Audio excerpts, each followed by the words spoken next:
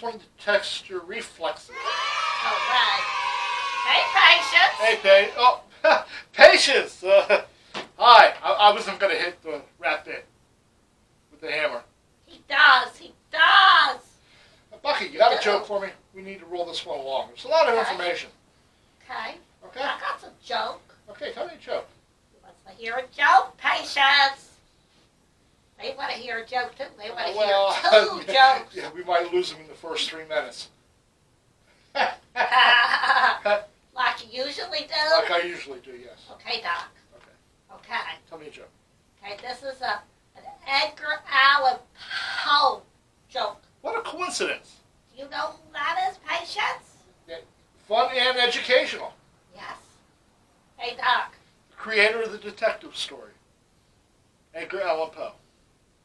Yes. Yes. Hey. What? Hey. So, Hey. what did they say to Edgar Allan Poe when he almost ran into an evergreen? What did they say to Edgar Allan Poe when he almost ran into an evergreen? Yes. I have no idea. Say? What did they say? You got a guess? They said a 1979 Ford Pinto. No. Yeah. That's a tough joke answer. They said brown shoes. No. No. I give up. You ready for Yes, this? I'm ready. They said poetry. Poetry. Get it? Get back there. Go. Well, I got another one. Go. Come on, Patience. Say Go. yes. One more. Real quick, go ahead. Okay, you ready? I'm ready. What is Edgar Allan Poe's favorite vegetable? You okay? I think I got the bug in my Good, throat. a frog? Trust on this. Go, go, go, go, go, go. Ugh. Don't spit on the floor. That tasted terrible, but I think it worked. Monkey urine. Okay. Tell me a joke. What is Edgar Allan Poe's favorite vegetable? What is Edgar Allan Poe's favorite vegetable? Yes! What is it? Turnips. No. Red beets. No. Cabbage. No. I don't know. You ready? Yes, Edgar Allan Poe's favorite vegetable. Corn on the macabre. Ah, ha, ha. Go. Wasn't that good? Go Wasn't to that the good, camera. Patience? Wasn't that good? We got to start this. You review. want another one? No. Come Get. on, Doc. Go. Oh, Doc. Come on. Cut. Hey, your friend Dr. Dread. And boy, do we got a movie for you tonight. Bucky, Yes, Doctor. is the red light blinking? Yes, Doctor. That's good news. How's our battery power? That's awesome. We are at full power. Yes, Doctor. Tonight, Dr. Dread reviews a 1990 Yes, Doctor. classic that I had not seen before. How did we miss it? How did we miss it? Two Evil Eyes, 1990. Take 1. Roll that film. Roll that film. Roll it, roll it, roll it. Patience! Welcome back to Dr. Dread Reviews. Wow, me and Bucky were in for a treat. We just, a couple of nights ago, we watched two Evil Eyes. That's better, Doc. Thank you. I can't help it. That one's just sort of... At least it's yours. It is mine. So, this film, when it came out in the 90s, it got a lot of hype in Fangoria and in horror circles because two masters of the macabre were directing a movie based on stories of Edgar Allan Poe, another master of the macabre. What's Edgar Allan Poe's favorite vegetable? Cabbage. No, well, I already asked you this. Yeah, okay. I forget. Anyhow. We're gonna... Yeah. Yeah, I forgot. Don't you want me to tell it again? No. What's the punchline? Corn on the macabre. Corn on the macabre. Ha ha Ha ha. Okay. Two Evil Eyes. Originally, it was supposed to be sort of a series, I believe, and a bunch of different directors were supposed to be involved. And it was also supposed to involve like John Carpenter and maybe even Stephen King. But it fell through, and the only two people who sort of showed up for the party were George Romero, famous as the Pittsburgh zombie director. I love him. And Dario Argento, who, Italy, famous director of Italian horror movies. Do you know any films by Dario? Bucky? I actually thought that he helped with some of the later Halloweens, or was I wrong? I think you're wrong. I'm wrong. Okay, I don't know. Exactly. I bet you there was a Dracula. They have like a very, a lot of fans, but it's like a whole other subgenre. But we're moving back to the movie. I'm not going to use that word because we're not going to go to that. We're just doing this movie. I like lasagna. I love lasagna. Two Evil Eyes. The first in the episode of this 2-episode movie was the facts in the case of Mr. Valdemar. I thought it was Vladimir. Valdemar. Okay. Okay, and it involves an old man who is dying, and back up. This episode was directed by George Romero. Yes. Yes, and it stars Adrienne Barbeau. Yes. And you may know her from Creepshow. Yes. Or if you're an oldster like me, you might remember her from Maud. Yes. Or Swamp Thing. No. No. How about The Fog? Yes. Yes. Okay, Adrienne Barbeau and Creepshow. Yes. She was in that. Also in this episode is Rami Zoda. Yes, Anna. Zada. And I really don't recognize him from anything. But the old man, Valdemar, is played by Bingo O'Malley. Yes. Yes. What a moniker that is. Bingo. I like that name. Okay, let's set us up with some premise here. Adrienne Barbeau is married to Bingo O'Malley. Yes. Yes. He's old and he is dying. Yes. Yes, his doctor, played by Rami Zada, is keeping him hypnotized to sign over his fortune that it will all go to his new wife, who he only married as a trophy wife because she was younger, and she is hot. She wasn't on fire or No, nothing. not on fire.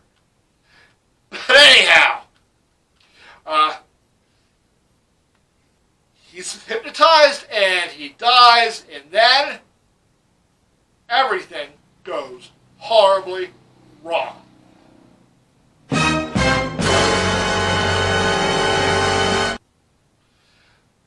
Right, Bucky? Yes, Doctor. Right. Okay, it should not surprise any of us that this segment by Romero involves zombies, or the living dead, but they're not flesh eaters. Special shout out, because you know who shows up in this segment, Bucky? Yes. A fan favorite, one of my favorites. Tom. Yes. Dr. Dan from Halloween 3, Atkins. He plays a detective, and he only has a bit part. That segment ends. Boom. Cut. Boom. And it goes right into the next segment, the Black Cat. This segment was directed by Dario Argento, and it stars Harvey Keitel, Keep up. Yes. Keep up with me, Bucky. I am. Harvey Keitel, and as his wife, Madeline. Madeline Patton. Potter. I was so close. He was. Madeline Potter. I don't really recognize her from anything, but you will recognize Harvey Keitel from such wonderful movies as Taxi Driver, Reservoir Dogs, Pulp Fiction, handful of others. He's a very well-known actor. In this movie, he plays a crime scene photographer, or an artsy-fartsy photographer, who likes to take pictures of crime scenes. They're kind of opposite, artsy-fartsy and crime scene. Yeah, I guess. They Well, is. we know he's artsy-fartsy because he wears a beret, Yes. which is just weird. But anyhow, He was made. he had a problem. He had violent tendencies. Oh. And it's the black cat, and if you're familiar with the story, there's a black cat in it, and the black cat is brought home by his girlfriend, not his wife. He's not married. His girlfriend, played by Madeline Potter, brings home the black cat, and then, Bucky, He hated it. Everything went terribly wrong. everything goes horribly wrong. Yes. Yes.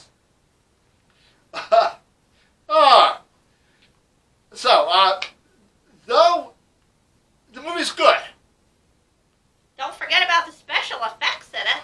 The movie's good, and it has really good special effects. 1990, before any of this CGI garbage, the special effects supervisor was none other than every monster kid's favorite special effects guy, Tom Savini. I met him. I met him also. He probably doesn't remember. But anyhow. Probably not. Yeah, probably not. I think he will remember me, though. Yeah, who can forget Bucky? I got his autograph. Jeez. How much that cost you? Nothing. He was drunk in the bar. It's not. Anyhow. Shh. We don't talk about drunk celebrities. Oh, sorry. He's super cool. He's so cool. But the special effects were awesome in both segments, and there was a lot of FUN-GORE. The movie lacked creeperific, I think. It lacked some atmosphere. Dario Argento threw a dream sequence in his. That was kind of cool. And what's funny is Harvey Keitel did not want to see the special head cast, the makeup that Tom made of Harvey, because he said it would freak him out. But Tom Savini was in it. Savini. Yes, Savini. Tom Savini. He was in it. He had a bit part. He played some serial killer that pulled out people's teeth. Yes. Bit part. Also in this movie, in a bit part, as a detective, was John Amos. What do we know John Amos from? I don't know. Good Times. Really? Yeah, he was the dad. Well, that goes back too far for me. See, I'm old. Okay, so I'm going to rate this movie now. Bucky? Yes. What do you think I'm going to rate it? A 3? Yeah, I'm going to give it a 3. It's a 3. It's good. 1, 2, 3. It was good. The acting was great. The acting was good. The cast was amazing. E.G. Marshall was in it. A slew of people. Kim Hunter. The story was good. The stories were good. But, you know what? It didn't quite measure up to a 4. And let me tell you why. Why? Funny you should ask. There was a movie in 1962 put out by Roger Corman called Tales of Terror. Oh. And that covered three Edgar Allan Poe stories, 2 of which were in Two Evil Eyes. It covered the facts in the case of Mr. Valdemar, and it covered the Black Cat. And in my opinion, it did it better than this movie with, in that movie, 1962, starred Vincent Price and Peter Lorre.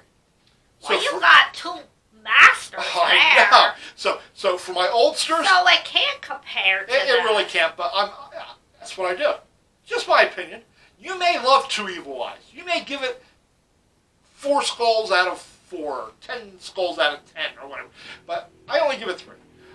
And because I'm comparing it to Tales of Terror with Vincent Price, and that's definitely a 4-skull movie. But we're not reviewing that one tonight. Bucky? It's definitely a 3. Sit down and enjoy it. Sit down and enjoy it. It's a fun popcorn movie. Yes! Yes, especially the special effects. So, my friends, till next week, remember, as always, keep it scary. Keep it scary.